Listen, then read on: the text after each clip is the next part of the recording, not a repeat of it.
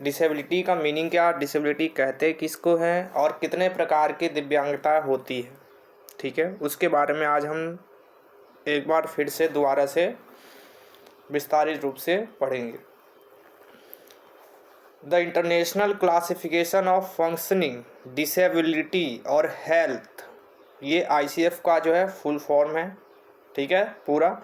ये एक प्रकार का फ्रेमवर्क है जो डिस्क्राइब करता है और ऑर्गेनाइज करता है ओवरऑल इंफॉर्मेशन को on functioning and disability. Function यानी कि कार्य करने की क्षमता कैसी है और डिसेबिलिटी कौन कौन सी किस प्रकार से कैसे इंगित करी जाती है, ये ICF जो है डिस्क्राइब करता है, एक तरह का फ्रेमवर्क है।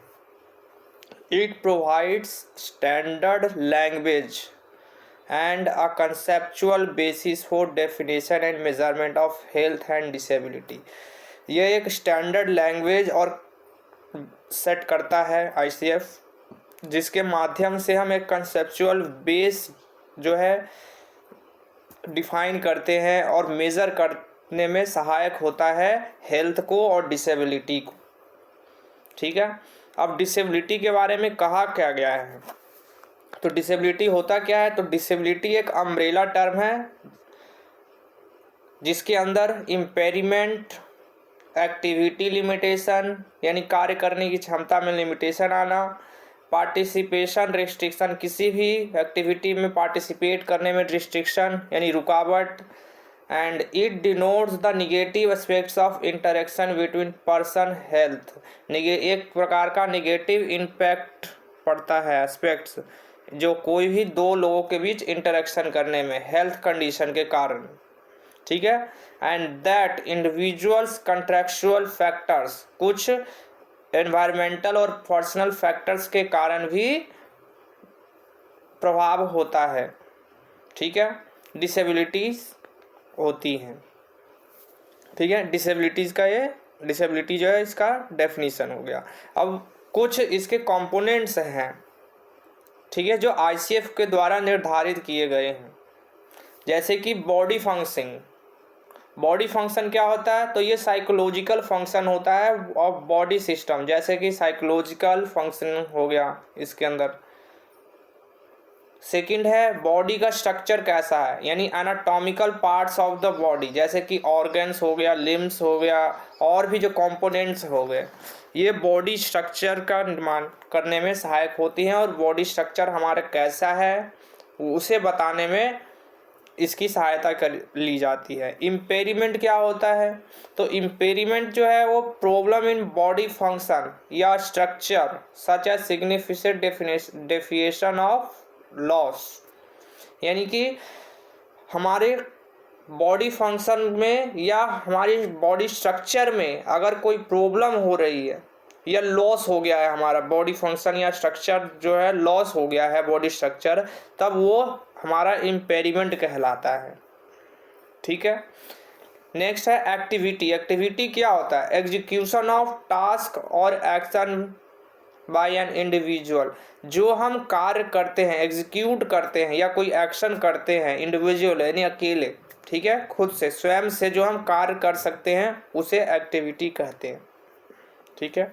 पार्टिसिपेशन क्या होता है, यानी उस एक्टिविटी में हमें इन्वॉल्व होना है, लाइफ सिचुएशन को निर्धारित करते हुए या लाइफ सिचुएशन के साथ अपने लाइफ से इंटीग्रेट यानी कि कनेक्ट करना है, पार्टिसिपेट करना है लाइफ में, जो भी हमने सीखा है उसको पार्टिसिपेट, कोई एक्टिविटी में पार्टिसिपेट करना है, इन्वॉल्व होना है उस एक्टिविटी में, वही होता है पार्टिसिपेशन।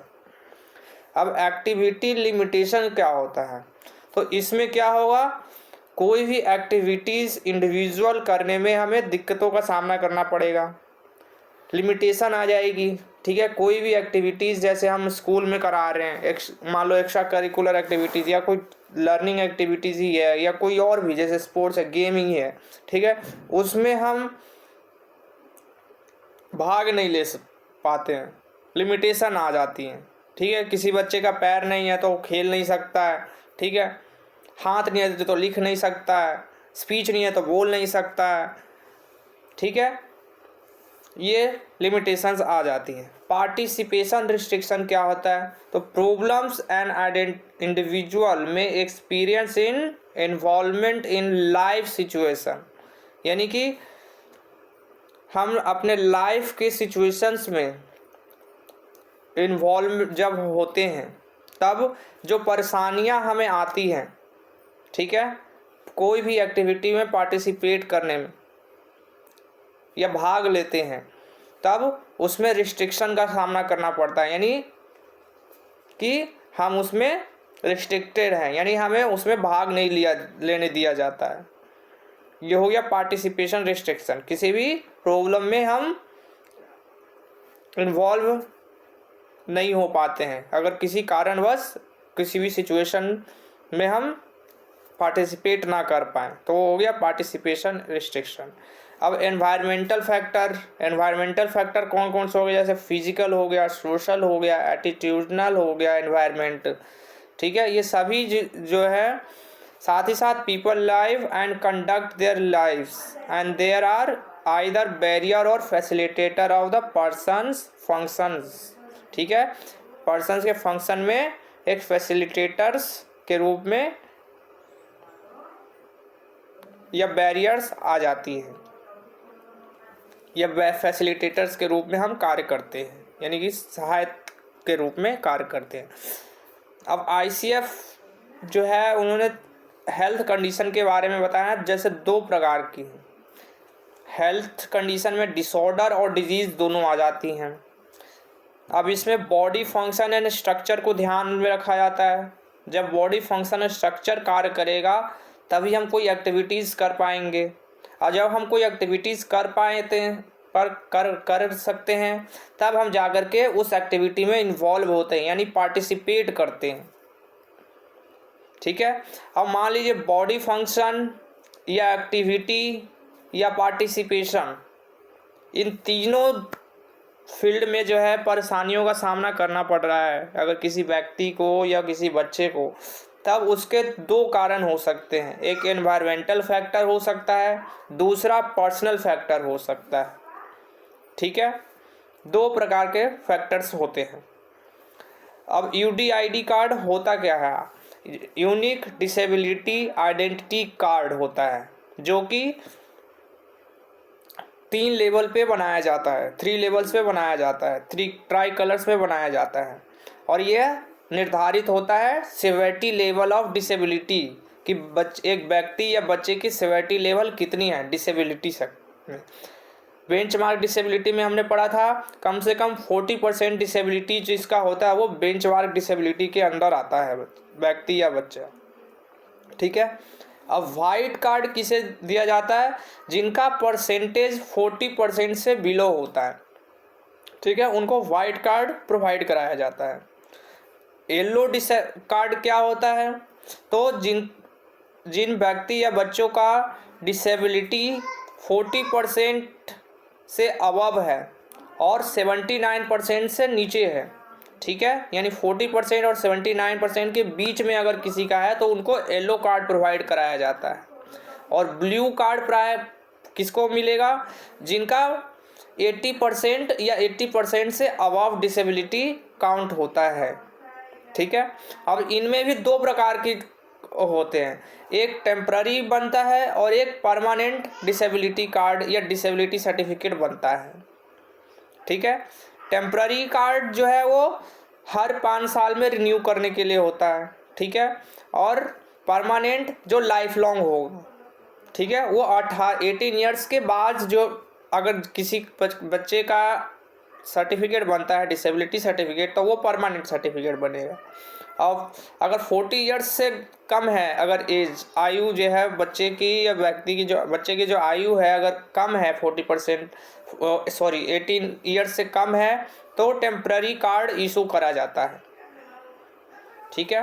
अब ICF ने कुछ कंपोनेंट्स बताए हैं जो हमने अभी ऊपर पढ़ा था, उसको और थोड़ा सा विस्तारित रूप से बॉडी फंक्शन के बारे में हमने पढ़ा था। तो बॉडी फंक्शन में क्या क्या चीज़ आती है, तो इसके अंदर जो है मेंटल फंक्शंस हो जाती हैं, सेंसरी फंक्शन एंड पेन हो गया, वॉइस एंड स्पीच फंक्शंस को देखा जाता है, function of the cardiovascular, haematological, immunological and respiratory system के बारे में जानकारी प्राप्त होती है। Function of digestive, metabolic, endocrine system, genito urinary and reproductive function कैसा कार्य कर रहा है, इसके बारे में जानकारी प्राप्त होती है हमें।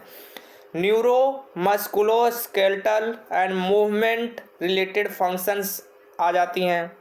साथ ही साथ function of the skin and related structures, ये सारी चीज़ें जो है बॉडी फंक्शन के अंदर आती हैं। अब एक्टिविटी एंड पार्टिसिपेशन के अंदर क्या क्या चीज़ हम सीखते हैं, तो लर्निंग एंड अप्लाइंग नॉलेज, जो हमने लर्न किया है उसको जो हमने ज्ञान प्राप्त किया है उसको हम अपने लाइफ में, रियल लाइफ में कैसे अप्लाई करते हैं उस नॉलेज को, ये आ जाता है इसमें एक्टिविटी एंड पार्टिसिपेशन में। जनरल टास्क एंड डिमांड्स आ जाती हैं। कम्युनिकेशन यानी बातचीत करने का तरीका, मोबिलिटी, सेल्फ केयर में आइडियल एक्टिविटीज़ हो गई सारी, ठीक है। Domestic life, interpersonal interaction and relationships, major life areas and community social and civic life, ये सारी चीज़ें जो हैं एक्टिविटीज़ एंड पार्टिसिपेशन के अंदर आती हैं। अब बॉडी स्ट्रक्चर जो है, इनके अंडर क्या क्या चीज़ें आती हैं या क्या क्या चीज़ देखते हैं बॉडी स्ट्रक्चर के अंदर, तो नर्वस सिस्टम के बारे में हमें पता चलता है कि कैसे कार्य कर रहा है। आई, ईयर एंड उससे रिलेटेड जो भी स्ट्रक्चर है, कैसे है बच्चे का स्ट्रक्चर, कैसा है बॉडी का, ठीक है। नर्वस सिस्टम का स्ट्रक्चर कैसा है, structure involve in voice and speech, ठीक है। Structure of cardiovascular, immunological and respiratory system का स्ट्रक्चर कैसा है, डाइजेस्टिव, मेटाबॉलिक और एंडोक्राइन सिस्टम का स्ट्रक्चर कैसा है, साथ ही साथ genito urinary and reproductive system का स्ट्रक्चर कैसा है, मूवमेंट का स्ट्रक्चर कैसा है, हाथ टेढ़े मेढ़े तो नहीं है, ठीक है। बच्चे का मूवमेंट, हाथ का जो है मूवमेंट जो है प्रॉपर तरीके से हो रहा है कि नहीं हो रहा है। स्किन एंड रिलेटेड स्ट्रक्चर्स देखी जाती है। अब ये सारी चीज़ें तो हो गई जो कि पर्सनल लेवल पे हो गई, ठीक है। अब एनवायरमेंटल फैक्टर्स में क्या क्या होती हैं, तो एनवायरमेंटल फैक्टर में होता है प्रोडक्ट्स एंड टेक्नोलॉजी, जो आजकल हम किस प्रकार से यूज़ करते हैं। Natural environment and human made changes environment, human made changes हो गई, जैसे कि पेड़ों को काट करके वहाँ पे फैक्ट्रीज बनाई जा रही हैं, तो उस कारण जो है पॉल्यूशन बढ़ रहा है, तो ये चेंजेस हैं। सपोर्ट एंड रिलेशनशिप, ठीक है।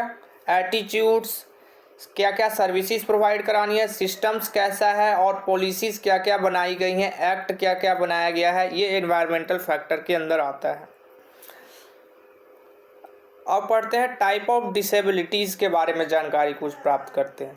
टाइप ऑफ डिसेबिलिटीज़ के बारे में जो है मैंने प्रीवियस जो है प्लेलिस्ट में मैंने बताया था विस्तारित रूप से कि 21 प्रकार की दिव्यांगता होती है अकॉर्डिंग टू RPWD 2060 के अकॉर्डिंग, ठीक है। आप उसे एक बार देख सकते हैं। टाइप ऑफ डिसेबिलिटी लोकसभा में जो है ये 16 दिसंबर 2016 को पास हुआ। इसका नाम पूरा क्या है, तो rights of person with disabilities act 2016। और ये बिल किसकी जगह पे आया है, तो PWD एक्ट 1995 की जगह पे आया है। और कितने साल बाद आया है, 21 साल बाद इसे लाया गया है। 14 दिसंबर 2016 को राज्यसभा में ऑलरेडी पास हो चुका है। अब इसके कुछ सैलिएंट फीचर्स हैं।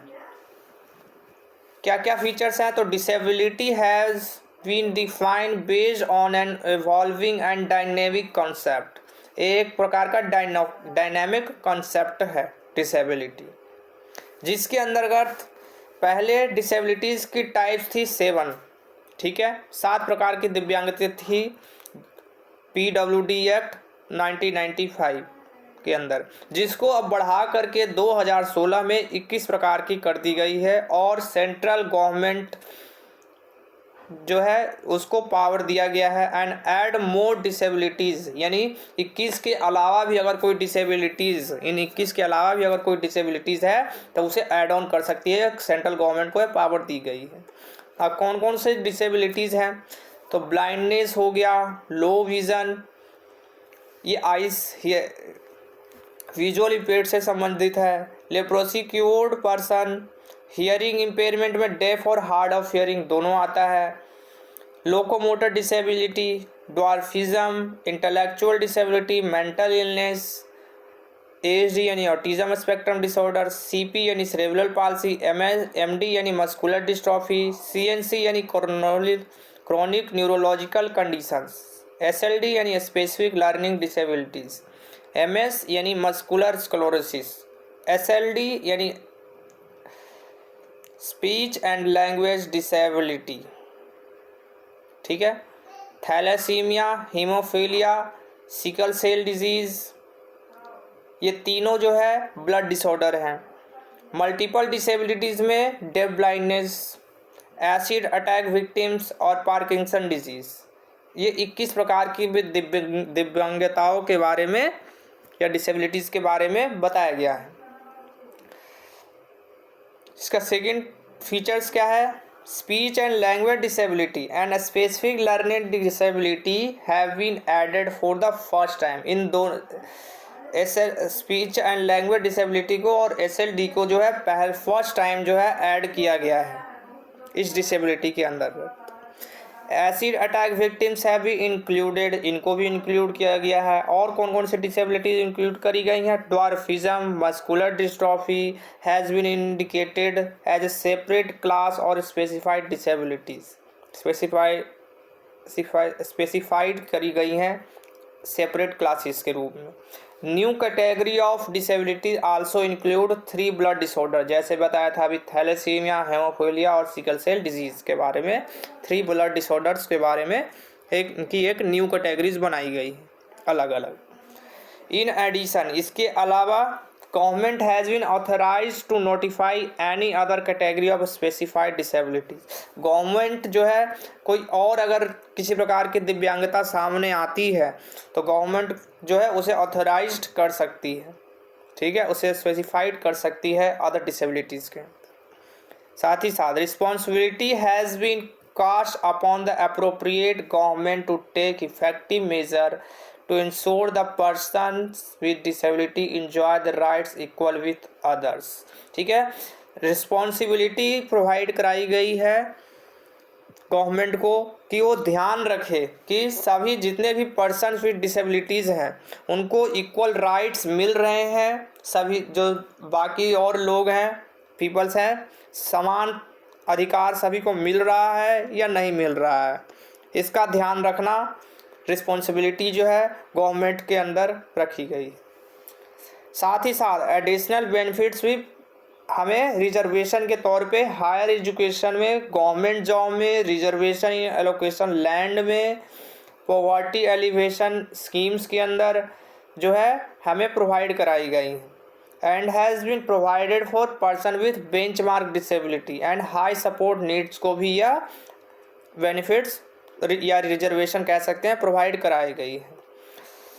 साथ ही साथ every child with benchmark disability between 6 age group 6 and 18 years shall have right to free education.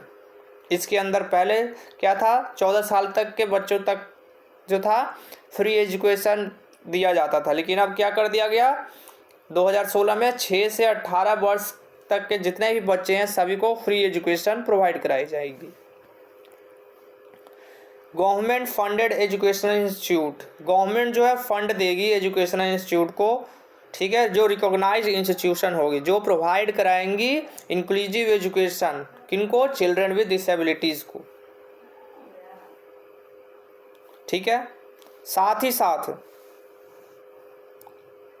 PM accessible India campaign चलाया गया, ठीक है, इसको और बढ़ावा देने के लिए।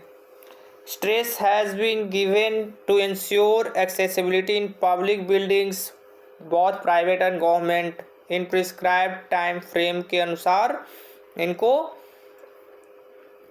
बनाने का प्रिस्क्राइब किया गया कि सभी को इक्वल एक्सेस प्रोवाइड हो सके। पब्लिक बिल्डिंग हो या फिर चाहे वो गवर्नमेंट हो या प्राइवेट बिल्डिंग हो, सभी को एक्सेसिबिलिटी प्रोवाइड हो। साथ ही साथ यहाँ पे रिजर्वेशन भी प्रोवाइड कराई गई। वैकेंसी में कितना परसेंट, पहले 3% था। PWD 1995 के अकॉर्डिंग जो था, पहले 3% रिजर्वेशन प्रोवाइड थी गवर्नमेंट सेक्टर्स में वैकेंसीज़ के लिए, ठीक है, जिसे बढ़ा करके 4% कर दिया गया, ठीक है। साथ ही साथ नेक्स्ट क्या है, will provide to grant guardianship. Guardianship जो है किससे ले सकते हैं, तो district court under which there will be joint decision making between the guardian and the person with disabilities, ठीक है, डिस्ट्रिक्ट कोर्ट के अंदर ये आता है। And broad central and state advisory on disability are to set up of serve broad apex policy and make bodies central and state level, दोनों level पे जो है बनाई गई हैं। साथ ही साथ chief commissioner of person with disability has be strengthened who will now assisted by 2 commissioners and advisory committee comprising of not more than 11 members drawn from expert various disabilities। सभी के लिए कम से कम 2 कमिश्नर या एडवाइजरी कमेटी में जो है office में जो है चीफ कमिश्नर जो है वो रहेंगे, ठीक है, और 11 से ज़्यादा मेंबर एक्सपर्टीज़ रहेंगे जो अलग अलग डिसेबिलिटीज से संबंधित रखती हैं, जानकारी जिनको प्राप्त है। साथ ही साथ स्टेट कमिश्नर भी हैं डिसेबिलिटी, स्टेट कमिश्नर में भी एडवाइजरी कमेटी रहेगी, पर 5 मेंबर से अधिक नहीं रहेंगी और डिफरेंट एक्सपर्ट्स रहेंगे, ठीक है, वेरियस डिसेबिलिटीज़ के अंदर कर जो आते हैं, जो इनका रख रखाव करेंगे, ध्यान रखेंगे। साथ ही साथ Chief Commissioner for PWD and State Commissioner will act regular bodies and grievance redressal agency and also monitor implementation of act। grievance redressal agencies जो है वो implementation कैसे होता है, ठीक है, ठीक प्रकार से कर रहे हैं कि नहीं उसका मॉनिटर करेगी, रख रखाव ध्यान रखेगी, ठीक है, कि चीफ कमिश्नर जो है वो PWDs और स्टेट कमिश्नर जो है क्या वो दोनों जो है उनका ठीक से ध्यान रख रहे हैं, उनका इम्प्लीमेंट हो रहा है, पॉलिसीज़ जो है जो एक्ट लाया गया है क्या वो इम्प्लीमेंट हो रहा है वास्तविक में कि नहीं, ठीक है।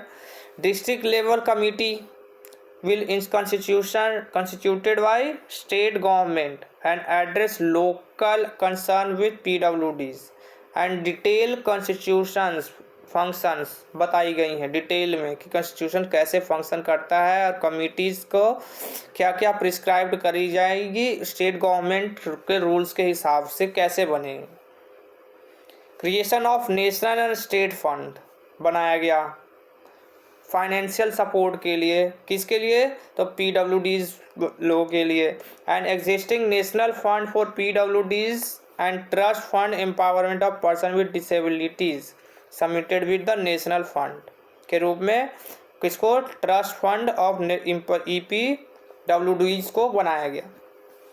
The bill provide for penalties offence committed against person with disabilities and also violation of provision of new law, ठीक है, यानी कि अगर इस बिल में अगर पेनल्टीज लगती है, पेनल्टीज अगर कोई लगाता है PWDs कि बिल जो है हमारे फ़ायदे का नहीं है, तब वो violation and provision for new law, फिर हम प्रोविज़न भी रखा गया है कि एक नया लॉ तैयार किया जाए अगर वायलेशन होता है किसी प्रकार का तो। एंड स्पेशल कोर्ट का भी इंतज़ाम किया गया है, हर डिस्ट्रिक्ट में एक इस प्रकार का वायलेशन जो हो, अगर राइट PWDs के साथ अगर कोई वायलेशन होता है तो वो डायरेक्ट डिस्ट्रिक्ट कोर्ट इसको टेक ओवर करता है। स्पेशल कोर्ट बनाई गई हैं हर डिस्ट्रिक्ट में, वो डायरेक्ट स्पेशल कोर्ट जा सकते हैं। साथ ही साथ new act will be bring our law in line with the UNCRPD। ये जो नया एक्ट आया है वो UNCRPD के अंतर्गत जब इंडिया ने इस पर सिग्नेचर कर दिया तब उसके बाद जा कर के जो है इसे लागू किया गया है। ठीक है, UNCRPD ने जब पार्ट हो गया इंडिया का तब। And the new law will not only enhance, अब जो नया लॉ बनाया गया है सिर्फ ये एनहांस ही नहीं, हमारे राइट्स को बढ़ाएगा ही नहीं, साथ ही साथ इसको इंटाइटल्ड भी करेगा दिव्यांगजन, but also provide effective mechanism for ensure the empowerment. सिर्फ इनके राइट्स का रख रखाव ही नहीं करेगा, साथ में ये भी इंश्योर करेगा कि उनको जो है एम्प्लॉयमेंट मिल रही है कि नहीं, एजुकेशन मिल रहा है कि नहीं, इंक्लूजन, ट्रू इंक्लूजन उनको मिल रहा है कि नहीं सोसाइटी के अंतर्गत, और सेटिस्फैक्शन उनको है कि नहीं। इन सब चीज़ों का ध्यान रखना UNCRPD का के अंदर जितने भी मेंबर्स हैं उन सब सारे के सारे जो है इसके बारे में देखेंगे, रख रखाव करने का जिम्मा इनका है UNCRPD के अंतर्गत। ठीक है,